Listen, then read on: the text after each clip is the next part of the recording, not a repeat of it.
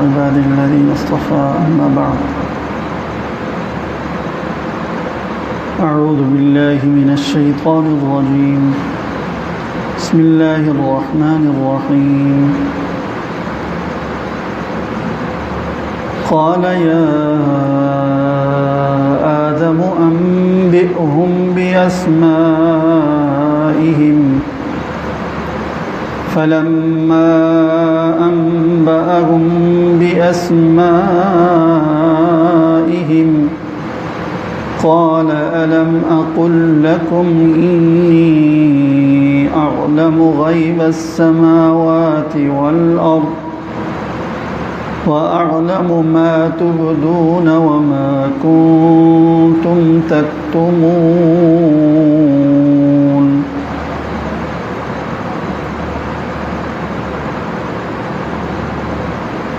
اور کہا اے آدم آپ ان کو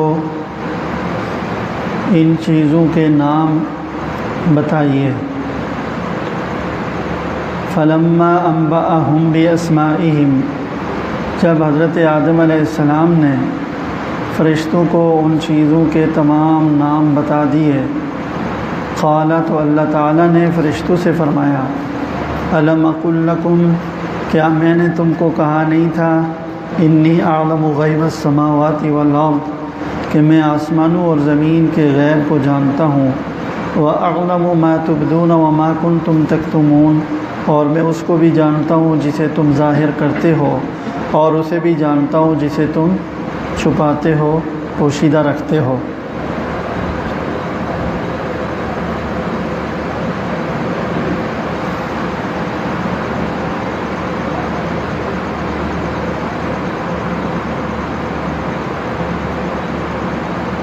وَإِذْ قَالَ رَبُّكَ لِلْمَلَائِكَةِ إِنِّي جَاعِلٌ فِي الْأَرْضِ خَلِيفَةً یہاں سے آیات چل رہی ہیں خاص موضوع سے متعلق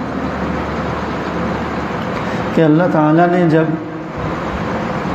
آدم علیہ السلام کو خلیفہ بنانے کا فیصلہ کیا تو فرشتوں سے فرمایا کہ میں خلیفہ بنانا چاہتا ہوں نائب۔ انہوں نے اپنی رائے ظاہر کی تو اس میں ایک سوال تھا کہ شاید ایسی مخلوق کو اپنا نائب بنانا شاید مصلحت کے مطابق نہ ہو، تو اللہ تعالیٰ نے اس کے دو جواب دیے تھے۔ ایک حاکمانہ جواب تھا کہ جو میں جانتا ہوں وہ تم نہیں جانتے، اور دوسرا حکیمانہ جواب تھا کہ باقاعدہ حضرت آدم علیہ السلام کی صلاحیت بھی ان کے سامنے ان کو دکھا دی اور اہلیت دکھا دی، ایک امتحان کر کے۔ امتحان یہ تھا کہ زمین اور آسمان میں خاص طور پر زمین کی وہ چیزیں جن کا تعلق انسانی زندگی اور ضروریات سے ہے، اس کے نام اور اس کی خصوصیات اللہ تعالیٰ نے حضرت آدم علیہ السلام کے اندر ان کو سمجھنے کی صلاحیت رکھ دی، اور فرشتوں کے اندر وہ صلاحیت تھی نہیں کہ ان چیزوں کو سمجھتے ہیں، تو صلاحیت رکھ دی، اور پھر اللہ تعالیٰ نے ان چیزوں کے بارے میں پوچھا کہ نام بتاؤ، تصویر سامنے لا دی یا جو بھی صورت ہوئی کہ ان کے نام بتاؤ یہ کیا چیزیں ہیں اور ان کی خصوصیات بتاؤ، ان کے اندر کیا خصوصیات ہیں۔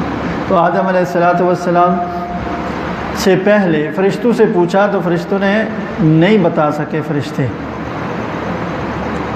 تو پھر آدم علیہ السلام کو فرمایا کہ تم ان کو بتاؤ، تو آدم علیہ السلام نے ساری چیزوں کے نام بھی بتا دیے اور ان کی خصوصیات بھی بتا دی۔ تو یہ حکیمانہ جواب تھا کہ دیکھیں خلیفہ وہی بن سکتا ہے جو جس جہان میں اور جس دنیا میں جا رہا ہے وہاں کی چیزوں کو جانتا ہو، ان کی خصوصیات کو جانتا ہو، تو ان کو صحیح استعمال کرنا بھی وہ جانے گا۔ آپ ان چیزوں کو سمجھ ہی نہیں سکتے، آپ کے اندر صلاحیت ہی نہیں ہے، تو لہذا آپ لوگ خلیفہ نہیں بن سکتے، فرشتے خلیفہ نہیں بن سکتے۔ تو اس پر فرمایا وَأَعْلَمُ مَا تُبْدُونَ وَمَا كُنْتُمْ تَكْتُمُونَ، اللہ نے فرمایا فرشتوں سے کہ جو تم ظاہر کرتے ہو میں اس کو بھی جانتا ہوں، اور جو تمہارے اندر پوشیدہ ہے اس کو بھی جانتا ہوں۔ ظاہر یعنی جو اللہ کی عبادت کرتے ہیں وہ تسبیح اور تقدیس کر رہے ہیں، اللہ فرماتے ہیں کہ میں وہ بھی جانتا ہوں۔ اس کے علاوہ تمہارے اندر میں نے کچھ اور بھی اہلیتیں خصوصیات رکھی ہیں، وہ بھی میں جانتا ہوں جو تمہیں ابھی معلوم نہیں۔ اور وہ کیا ہیں فرشتوں کے اندر خصوصیات؟ وہ خصوصیات حضرت آدم علیہ السلام کے خلیفہ بننے کے بعد ہی ان کے اندر ظاہر ہوں گی۔ تو یہ بھی حضرت آدم علیہ السلام کا خلیفہ بننا گویا فرشتوں کے لیے بھی فائدہ مند ہوا۔ وہ جو پوشیدہ چیزیں تھیں، پوشیدہ صلاحیتیں تھیں فرشتوں میں، ان کا تعلق انسانوں سے ہے، جیسے کہ ان کا وحی لے کر آنا، انبیاء کے اوپر کتابیں نازل کرنا، اور اس طرح کی جیسے حدیث میں آتا ہے کہ دین کی مجلس کو فرشتے سکینہ کے ساتھ نازل ہو کر اس کو گھیر لیتے ہیں، اور پھر لیلۃ القدر میں ان کا نزول ہونا، اور متبرک اور اچھی مجلسوں میں آنا، اور اللہ کے نیک بندوں کی مدد کے لیے آسمانوں سے اللہ کے حکم سے اترنا، یہ بے شمار خدمات ہیں جو کرنے کی ان کے اندر صلاحیت موجود رکھی ہے اللہ نے، لیکن اس وقت تک چونکہ فرشتوں کے لیے کوئی موقع نہیں آیا تو ان کو پتہ بھی نہیں ہے کہ ہمارے اندر یہ صلاحیت موجود ہے۔ تو فرمایا وما کنتم تکتمون، جو تمہارے اندر پوشیدہ صلاحیتیں میں وہ بھی جانتا ہوں، اور وہ پوشیدہ صلاحیتیں ظاہر ہوں گی آدم کے خلیفہ بنانے کے بعد، روئے زمین پر بھیج جانے کے بعد ان خدمات کی ضرورت ہوگی۔ تو ان خدمات کے نتیجے میں فائدہ کیا ہوا فرشتوں کو؟ فائدہ یہ ہوا کہ اللہ کا قرب بڑھا۔ جب وہ اللہ کے نئے نئے احکام مانیں گے، نئی نئی خدمات اللہ کے کہنے پر سر انجام دیں گے، تو اللہ کا اور قرب بڑھے گا، اللہ کی اور رضا ان کو نصیب ہوگی۔ تو اس رضا اللہ کی رضا کے اضافی رضا کے حاصل ہونے کا ذریعہ بھی آدم علیہ السلام اور ان کی اولاد بنی ہے۔ تو یہ بھی ایک طرح سے اللہ نے حضرت آدم علیہ السلام کی اور ان کی اولاد کی اہمیت اور فرشتوں حق کے حق میں بہتری بتا دی کہ جو تم ابھی عبادت کر رہے ہو یہ بھی میں جانتا ہوں، لیکن جو تمہارے اندر پوشیدہ میری عبادت اور خدمت کی صلاحیتیں ہیں وہ بھی میں جانتا ہوں، تم نہیں جانتے، اس لیے نہیں جانتے کہ تمہیں ابھی موقع نہیں آئے گا۔ اور وہ آدم کی خدمت پیدا ہونے کے بعد اور دنیا میں خلیفہ بنائے جانے کے بعد ہی وہ صلاحیتیں تمہیں معلوم ہوں گی کہ میں نے تمہارے اندر رکھی ہیں، اور اس کے نتیجے میں تمہیں میری رضا اور میرا قرب زیادہ ملے گا، اس میں اضافہ ہوگا۔ یہاں چند باتیں ہیں جو ان آیات سے متعلق آج کرنی ہے، اور اس کے بعد پھر آگے چلیں گے انشاءاللہ تعالی۔ پہلی بات تو یہ ہے کہ آدم علیہ السلام کو فرشتوں کے اوپر فضیلت ظاہر کرنے کے لیے اللہ تعالیٰ نے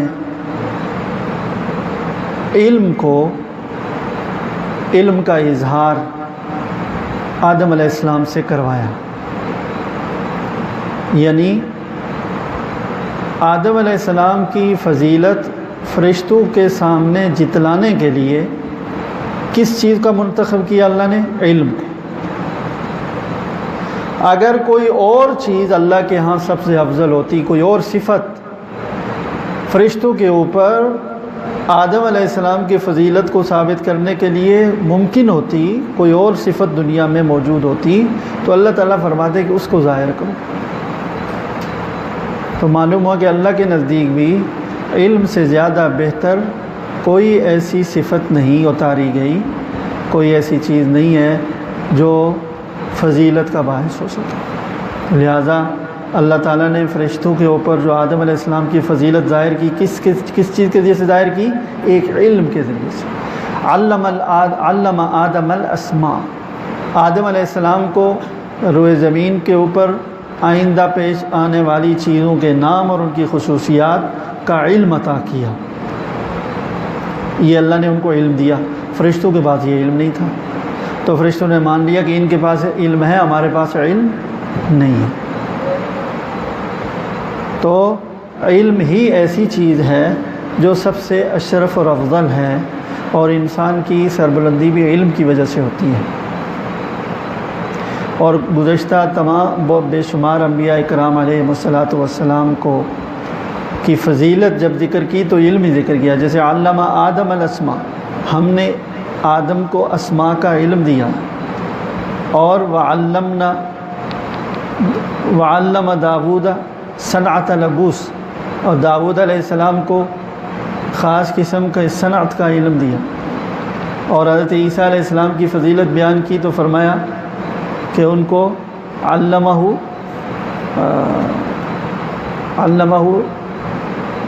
الکتاب والتورات والانجیل، اللہ تعالیٰ نے ان کو کتاب، تورات اور انجیل کی اللہ نے ان کو علم دیا۔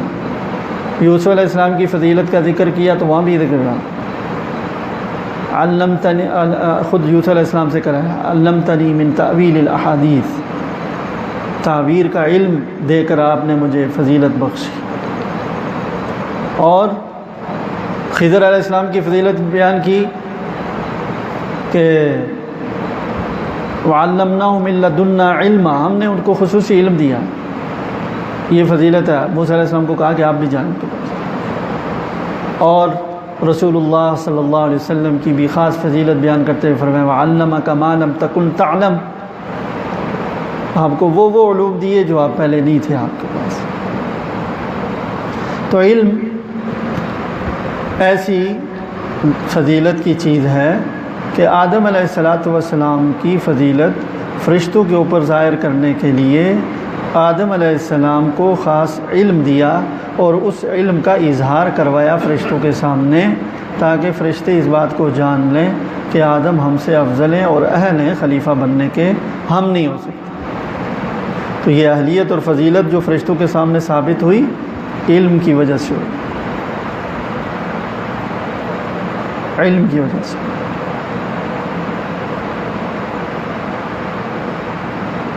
ایک بات تو یہ ہے، اسی کو میں تھوڑا مکمل کر لوں کہ علم کی فضیلت تو قرآن کریم میں، احادیث میں، نصوص میں بہت ہے، بہت آئی ہے۔ ایک آیت عجیب و غریب ہے جس میں فرمایا کہ انما یخشی اللہ من عبادہ العلماء، کہ بندوں میں سب سے زیادہ اللہ سے کا ڈر رکھنے والے علماء ہیں۔ اور دوسری آیت میں فرمایا سورہ بینہ میں ذالک لمن خشی ربہ، جنت کی طرف اشارہ کیا، جنات تجری من تحت الانہار وذالک لمن خشی ربہ، یہ جنت ان لوگوں کے لیے جو اللہ سے خشیت اور ڈر رکھتے ہیں۔ وہاں یہ فرمایا اور یہاں یہ فرمایا کہ اللہ سے ڈر صرف علماء رکھتے ہیں، تو یہ مطلب کہ جنت میں صرف علماء جائیں گے، علم والے لوگ، علم والے لوگ۔ اللہ تعالیٰ ہمیں بھی علم والوں کے ساتھ جوڑ دے۔ صرف جنت میں کون جائیں گے؟ علم والے۔ تو یہ ایسی زبردست فضیلت ہے، اور کوئی بھی فضیلت نہیں۔ تو یہ کیوں فرمایا کہ اللہ سے ڈرتے صرف علماء علم والے ہیں؟ ڈرتے تو اور بھی لوگ ہیں۔ دیکھیں، دو تین باتیں عرض کر دوں اس بارے میں۔ سب سے پہلی بات یہ ہے کہ آدمی اس چیز سے ڈرے گا اس کو جانتا ہو۔ جس چیز کو، کسی چیز سے اگر فرض کرے ڈرے، اسی سے ڈر سکتا ہے جس کو جانتا ہو۔ جس چیز کو جانتا ہی نہیں اس سے ڈر کیا ہوگا؟ ایک آدمی سانپ کی حقیقت کو ہی نہیں جانتا، یا بچہ ہے مثلا، اس سے پہلی دفعہ سانپ دیکھا، وہ تو نہیں ڈرے گا، پکڑ لے گا۔ اسے وہ نہیں جانتا کہ اس کے اندر زہر ہے اور ڈس لیتا ہے اور مر جاتا ہے آدمی، علم ہی نہیں ہے بچہ۔ تو لہذا پہلی بات یہ ہوتی ہے، ڈرنے کے لیے ضروری ہوتی ہے کہ آدمی اس چیز سے ڈرتا ہے جس کو جانتا، اس کا علم۔ نمبر دو، پھر یہ بھی ضروری ہے ڈرنے کے لیے کہ اس کو جاننے کے بعد تین چیزیں اور بھی ضروری ہیں، تین چیزیں اور بھی اس کے ساتھ ضروری ہوتی ہیں، تب وہ ڈرے گا پورا پورا، ورنہ نہیں ڈرے گا۔ تین چیزوں کا علم ہونا چاہیے۔ پہلی چیز یہ ہے کہ اس کو یہ معلوم ہو کہ وہ قدرت اور طاقت رکھتا ہے مجھے سزا دینے پر۔ اگر یہ علم نہ ہو یا اس کے خلاف علم ہو تو بھی ڈر نہیں ہوتا۔ ڈر کر کوئی آدمی اس کی مخالفت سے رکتا نہیں ہے جس کا ڈر ہو۔ مثلا بادشاہ کو دیکھیں، جو بادشاہ ہیں، طاقتور لوگ ہیں، کتنی ہی باتیں ہیں جن کو وہ جانتے ہیں کہ عوام برا سمجھتے ہیں، ہماری باتوں سے نفرت کرتے ہیں، ناپسند کرتے ہیں، لیکن کیا وہ صرف اس وجہ سے رک جاتے ہیں کہ لوگ ناپسند کرتے ہیں؟ پرواہ نہیں ہے۔ کیوں؟ ان کو پتہ ہے کہ اگر فرض کرو ناپسند کرتے ہیں لوگ تو کیا کر لیں گے، ہمارا طاقت تو ہمارے پاس ہے، ٹھیک ہے کہ نہیں؟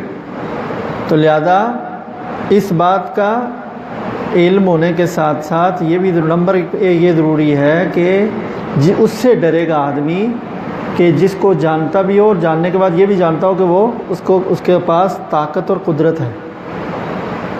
اگر طاقت اور قدرت نہیں ہوگی تو نہیں ڈرے گا۔ دوسری چیز یہ ضروری ہے کہ یہ بھی اس کو پتہ ہو کہ میں جو حرکت اس کے ایسی کر رہا ہوں جو اس کی مرضی کے خلاف ہے، تو اس کا علم بھی ہے، اس کو وہ اس سے واقف ہے، اس کو پتہ ہے، یہ بھی علم ہونا چاہیے۔ مثلاً اگر کوئی حکومت کا کرپشن کرتا ہے، چوری کرتا ہے، حاکم وقت کی خزانے سے چوری کرتا ہے، تو اب اس کو اس بات کا علم تو ہے کہ حاکم کو پاس طاقت بھی ہے، قدرت بھی ہے، سزا بھی دے سکتا ہے، لیکن جس وقت وہ چوری کر رہا ہے اس وقت اس کو پتہ ہے کہ اس کو کوئی خبر نہیں ہے، تو لہذا یہ ڈر ایسا نہ ہوا کہ جو اس کو روک دے اس جرم سے، کیونکہ اس کو پتہ ہے کہ وہ اس کو کوئی خبر نہیں ہے میرے سے۔ اسی طرح تیسری چیز یہ بھی ضروری ہے کہ یہ بھی جانتا ہو کہ وہ حکمت والا ہے، دانا۔ تو تین چیزوں کا علم، علیم، قدیر، حکیم، تین چیزوں کا علم جس کے بارے میں ہوگا تو صحیح معنی میں ڈر ہوگا، اور یہ علماء میں ہوتا ہے، اہل علم میں ہوتا ہے اللہ سے۔ وہ جانتے ہیں کہ اللہ علیم ہے، ساری چیزوں کا اس کو علم ہے، میں جس وقت جو کر رہا ہوں ذرے ذرے کی اس کو خبر ہے، اس کے علم۔ نمبر دو، قدیر، اس کو یہ بھی پتہ ہے کہ اللہ تعالیٰ سزا دینے پر بالکل قادر ہیں، طاقت ہے۔ اور تیسرے نمبر پر یہ بھی کہ اللہ تعالیٰ حکیم ہے، وہ بری چیزوں کو پسند نہیں کرتے۔ تو لہذا جب پورا یہ اس طرح سے علم ہو تو اللہ کی معرفت ہو تو صحیح ڈر پیدا ہوتا ہے، ورنہ سرسری ڈر سے آدمی رکتا نہیں ہے۔ تو بہرحال یہ ہے کہ علم کی فضیلت میں، اور اللہ تعالیٰ نے خود یہ ذکر فرمایا کہ صحیح ڈر جو ہے وہ علم والوں کو ہی ہوتا ہے، اور اس کی میں نے تھوڑی سی وضاحت کر لی کہ کیوں علم والوں میں ڈر ہوتا ہے، کہ جس سے ڈرنا چاہیں اس کے متعلق تین چیزوں کا علم ضروری ہوتا ہے۔ وہ جب پورے طریقے سے ہوگا تو ڈرنے کا حق ادا ہوگا۔ ایک یہ کہ اس کے بارے میں جانے کہ وہ علیم ہے، جاننے والا ہے، اور قدرت والا ہے، اور وہ حکیم ہے، اور ان چیزوں کی معرفت ظاہر ہے جتنا علم بڑھے گا تو اللہ کے بارے میں آئے گا۔ اور فقی ابو الليث سمرقندی رحمۃ اللہ علیہ نے فرمایا، بڑا ہی عجیب و غریب مقولہ ہے یہ، اور ارشاد ہے،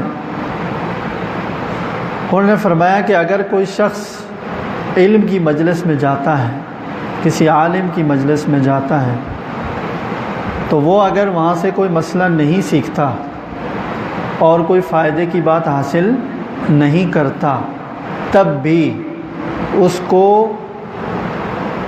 زبردست قسم کے فضیلت حاصل ہوتی ہے صرف مجلس میں جانے کی وجہ سے۔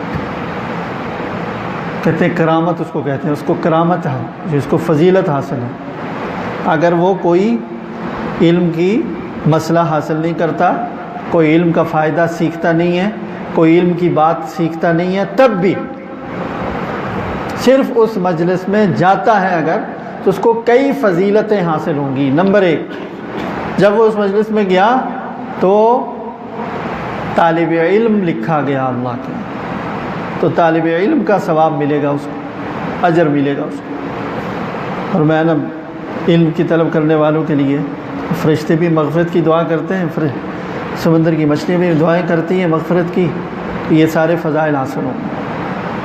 کچھ سیکھا نہیں، حاصل نہیں کیا، صرف بیٹھنے سے، نمبر ایک۔ نمبر دو، وہ جب تک اس مجلس میں ہے تو وہ گناہوں سے محفوظ ہے،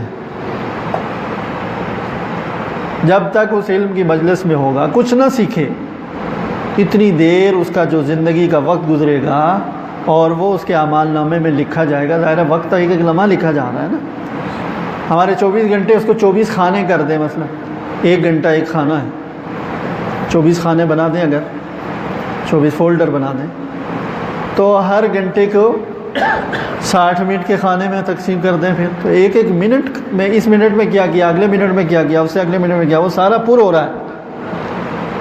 اگر کوئی گناہ نہیں ہے، سو رہا ہے، تو سفید خالی ہوگا، اور اگر کچھ کام کیا تو وہ فوراً درج ہوگا۔ تو لہذا کم از کم یہ ہے کہ وہ وقت اس کے گناہوں سے خالی لکھا جائے گا۔ نمبر 3 یہ ہے کہ اس کے لیے عبادت کا وقت ہے، یہ جتنی دیر وہاں بیٹھے گا کچھ نہ سیکھے حاصل کرے، یہ بیٹھنا خود ایک عبادت ہے۔ سننا، سماعت علم کی، دین کی بات سننا، یہ عبادت ہے اور افضل ترین عبادت ہے۔ فرمایا کہ تدارس العلم ساعۃ من اللیل خیر من احیائہا، رات تھوڑی دیر علم کا مذاکرہ کرنا پوری رات نفل پڑھنے سے افضل ہے۔ تو جتنی دیر بیٹھے گا عبادت میں لکھا جائے گا۔ تو یہ چند در چند صرف فوائد کس چیز کے ہوئے؟ صرف علم کی، کسی عالم کے پاس جا کر بیٹھنا، کچھ مسئلہ سیکھے، کوئی علم کی فائدے کی بات سیکھے، وہ الگ فائدے کی چیز ہے، وہ کچھ بھی نہ ہو اگر پھر بیٹھنے کے یہ فوائد ہیں، یہ فائدے حاصل ہوتے ہیں۔ تو عجیب و غریب فوائد ہیں علم کے، اللہ کو علم ہی زیادہ پسند ہے۔ ایک بہت ہی بڑے بزرگ ہیں، بہت بڑے فقیہ عالم گزرے، انہوں نے فرمائی ایک بات کہ علم کی فضیلت کے لیے یہی کافی ہے کہ علم سکھائے ہوئے کتے کا شکار حلال ہے۔ قرآن کریم میں آتا ہے نا، قرآن کریم میں آتا ہے کہ اگر آپ شکار کریں تو جو کتے آپ نے سدھائے ہوئے ہیں، سکھائے ہوئے ہیں شکار کے، تو ان کو اگر شکار پر چھوڑیں اور وہ شکار کو پکڑے اور شکار اس کے منہ میں مر جائے، بسم اللہ پڑھ کر چھوڑا تھا اس کو، تو حلال ہے وہ۔ اور اگر سکھایا ہوا کتا نہیں تھا، جیسے سادہ کتا تھا، وہ پکڑے تو چاہے بسم اللہ پڑھ کر چھوڑیں تب بھی حلال نہیں ہوگا، ذبح کرنا پڑے گا۔ یعنی ذبح کی 2 قسمیں ہیں شریعت میں، یہ بالکل نیا مسئلہ آپ کے سامنے آیا، پریشان ہوں گے، پھر کبھی بتاتا، لیکن بتا دیتا ہوں۔ ذبح کی 2 قسمیں شریعت میں، ایک ذبح اختیاری ہے، ایک ذبح اضطراری ہے۔ ذبح اختیاری کو تو ہم جانتے ہیں، اپنے اختیار سے ذبح، مرغا پکڑا اس کو ذبح کیا، بکرا پکڑا اس کو ذبح کیا، قربانی میں گائے بیل ذبح کرتے ہیں، یہ اختیاری ذبح ہے۔ اس ذبح کی تو یہی شرائط ہیں کہ وہ جو خاص مخصوص 2 رگیں ادھر 2 رگیں ادھر کی ہیں، 4 رگوں کا کٹنا ضروری ہے اور خون بہنا ضروری ہے، تب جانور حلال ہوگا، ورنہ حلال نہیں ہوگا۔ یہ شریعت کا اصول ہے، قانون ہے۔ اس کو کہتے ہیں ذبح، الذبح الاختیاری، اختیاری ذبح۔ اور ایک اضطراری ذبح بھی ہے، وہ ہے، اس کی صورت یہ ہے کہ ایک آدمی شکار کرتا ہے، شریعت نے تو بہت آسانیاں رکھی ہیں، شکار کرتا ہے، اس نے بسم اللہ پڑھ کر نوکدار تیر شست لگائی اور جانور کے اوپر یا پرندے کے اوپر کسی کے اوپر وہ پھینکا، بسم اللہ پڑھ کر پھینکا، اور وہ جا کر لگا کسی بھی جگہ، اور اس کو شرط یہ ہے کہ زخمی کرے، زخمی کرنا بھی ضروری ہے، اور بسم اللہ پڑھ کر یہ تیر پھینکا اور پرندے کو لگا یا ہرن کو لگا یا کسی بھی حلال جانور کو لگا، اور وہ اس کے زخمی بھی ہوا اور اس کے صدمے کی وجہ سے تڑپ کر وہ مر گیا، اس کے پہنچتے پہنچتے وہ مر گیا، تو حلال ہے، اس لیے کہ ذبح ہو گیا۔ بسم اللہ پڑھ کر کے دھار والا طرف اگر لگے جو خراش اور زخمی کرنے والا ہو، پتھر یا کوئی ایسی موٹی چیز اگر مارے، بسم اللہ پڑھ کر بھی مارے تو حلال نہیں ہوگا، بسم اللہ پوری سورہ فاتحہ پڑھ کر بھی مارے تب بھی حلال نہیں ہوگا، اس لیے اس میں شرط یہ ہے کہ کاٹنے کا اس کے اندر صلاحیت ہو، ایسی چیز جائے جو کاٹے۔ تو اس ذبح کے لیے یہ رگے کٹنا ضروری نہیں ہے، کہیں سے بھی خون نکال دیں، اس کو کہتے ہیں ذبح اضطراری، تو حلال ہو جاتا ہے۔ تو جس طرح سے تیر سے، کوئی بھی ایسا لوہے کا تیر ہو، کوئی چیز ہو، اس سے، یا چھری پھینکی بسم اللہ پڑھ کر کے، پہلے زمانے میں وہ خاص قسم کی لکڑیاں بانس کی دھاردار بنتے تو وہ پھینکتے تھے پیچھے، تو اب بھی بعض جنگلی لوگ جو افریقی وغیرہ ہیں وہ اس طرح شکار کرتے ہیں، تو اس سے حلال ہو جاتا ہے، شرط یہ ہے کہ بسم اللہ پڑھ کر کے شکار کے اوپر پھینکیں۔ اسی طرح سدائے ہوئے جانور، باز ہوتا ہے، شاہین ہوتا ہے، اس کو بھی سکھاتے ہیں، اور اسی طرح کتے بھی سکھاتے ہیں۔ تو اگر شاہین کو چھوڑا بسم اللہ پڑھ کر شکار کے اوپر، اور وہ اڑتا ہوا گیا، اس نے پرندہ پکڑ لیا اور اتنا زور سے دبوچا کہ اس کے پنجوں میں ہی مر گیا، زخمی ہو گیا، اس کے پنجے بڑے سخت ہوتے، تو حلال ہے، یہ حرام نہیں ہے، چاہے وہ ذبح نہیں کر سکے۔ یا کتے چھوڑے خرگوش کے اوپر، تو کتے نے اس کو پکڑا اور سکھایا ہوا کتا تھا، خرگوش اس کے پاؤں میں، اس کے منہ میں مر گیا تو حلال ہے، یا ہرن مر گیا۔ تو اس میں شرط یہ ہے حلال ہونے کے لیے کہ نمبر 1 بسم اللہ پڑھ کر چھوڑیں، نمبر 2 سکھایا ہوا ہو۔ قرآن کریم میں لفظ آتا ہے مکلبین، یعنی اے معلمین، سکھائے ہوئے کتے، سکھائے ہوئے جانور جب آپ چھوڑیں اللہ کا نام لے کر کے، اور وہ کسی جانور کو پکڑیں اور ان کے میں ہلاک ہو جائے تو وہ بھی حلال ہے۔ تو وہ میں یہ عرض کر رہا تھا، اس پر ساری لمبی بات اس لیے آ گئی، انہوں نے کہا علم کی فضیلت کے لیے یہی کافی ہے کہ سکھائے ہوئے کتے کا شکار بھی حلال ہے۔ سکھایا ہوا کتا، اس کو اللہ تعالیٰ نے کہا کہ اگر یہ سکھایا ہوا ہے نا، تعلیم یافتہ ہے، تو اس علم کی فضیلت یہ ہے، سیکھنے کی فضیلت یہ کہ وہ شکار کو پکڑے گا تو اللہ تعالیٰ نے اس شکار کو حلال قرار دیا ہے کہ تم کھا سکتے ہو، حرام نہیں ہے۔ سکھائے ہوئے کتے کو بسم اللہ پڑھ کر جب چھوڑا، اس نے پکڑا اور وہ اس کے پاؤں میں، جبڑوں میں مر گیا، تو میری طرف سے تمہارے لیے حلال۔ تو علم کی فضیلت کی وجہ سے ہی فرشتوں کے اوپر آدم علیہ السلام کو فوقیت دی گئی۔ ایک بات تو یہ ہے یار، دوسری بات یہ ہے، ذرا توجہ کیجئے گا، دوسری بات یہ ہے کہ فرشتے جو ہیں معصوم تھے، اللہ تعالیٰ کے حکم کی کبھی نافرمانی نہیں کرتے ہیں، اور اللہ تعالیٰ کی ایسی عبادت اس اخلاص کے ساتھ کرتے ہیں کہ شاید بندے نہ کر سکیں اس اخلاص سے، جو اللہ کی رضا کے لیے ان کا جذبہ ہے، کوئی مقصد ہی نہیں ہے اور پھر اللہ کی تجلیات، اللہ کا قرب جو ان کو نصیب ہے، بندوں کو نہیں ہے عام طور پر۔ اتنی بڑی عبادت کی اور تقوی کی فضیلت اور معصومیت کی فضیلت ان کو ملی ہوئی ہے، اس کے باوجود خلافت کی اہلیت ان میں نہیں ہے۔ اللہ نے فرمایا کہ خلافت ان کو نہیں دی جائے گی۔ تو اس سے کیا بات معلوم ہوئی؟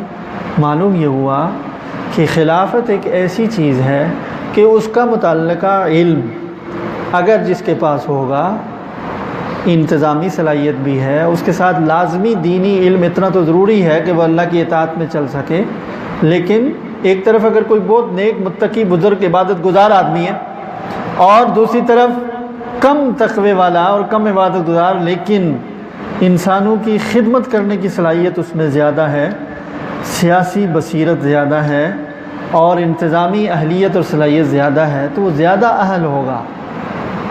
اس لیے کہ معصومیت اور نیکی تو اس کے اپنے ذات اور اپنی تک ہے نا۔ فرشتے بھی معصوم تھے لیکن ان کو خلافت کے لیے منتخب نہیں فرمایا، آدم علیہ السلام کو منتخب، کہ ان کے اندر خاص صلاحیت موجود تھی۔ لہذا ایک طرف اگر کوئی ولی اللہ ہے، ہم کہیں کہ حکومت کا وہ اہل ہے، بالکل نہیں، یہ کوئی ضروری نہیں ہے کہ جو ولایت کے اعلیٰ مقام پر ہو تو حکومت کا بھی وہی حقدار ہے، ایسا ہرگز نہیں ہے۔ یہ بات اچھی طرح سمجھنی چاہیے۔ دو باتیں ہو گئیں، تیسری بات خلیفہ کی بات آ گئی تو تھوڑا سا میں عرض کر دوں۔ خلافت کی حقیقت یہ ہے کہ اللہ تعالیٰ کا نائب بن کر، اللہ تعالیٰ کا نائب بن کر اللہ کے قانون کے مطابق دنیا میں نظام چلانا، اور اللہ تعالیٰ کی بخشی ہوئی جو طاقتیں اور قوتیں ہیں انسان کو، ان قوتوں اور طاقتوں کو اللہ کے قانون کے دائرے میں رہتے ہوئے استعمال کرنا۔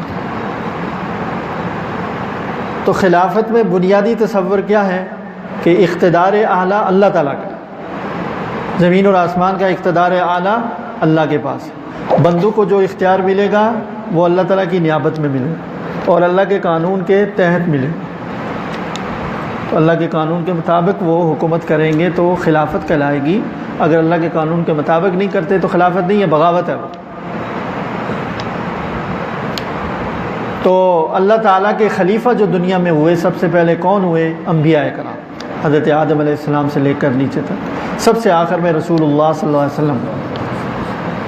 اور رسول اللہ صلی اللہ علیہ وسلم قیامت تک اللہ کے خلیفہ ہیں، آپ کے بعد کوئی نبی نہیں آیا، البتہ آپ کی نیابت میں آپ کے خلفاء آئے ہیں اور آئندہ بھی آئیں گے۔ اللہ اکبر، چونکہ وقت اوپر ہو گیا، 2 منٹ 3، یہ بات تشنا رہ گئی ہے، کل اس کو تھوڑا سا مکمل کر کے تو آگے انشاءاللہ چلیں گے۔ خلافت کا تھوڑا سا پہلو تشنا رہ گیا، خلافت کا معنی اور اس کا دائرہ کار تھوڑا سا میں عرض کروں گا، اور پھر اگلی آیات انشاءاللہ، تاکہ بات مکمل ہو جائے۔ وآخر دعوانا ان الحمد للہ رب العالمین۔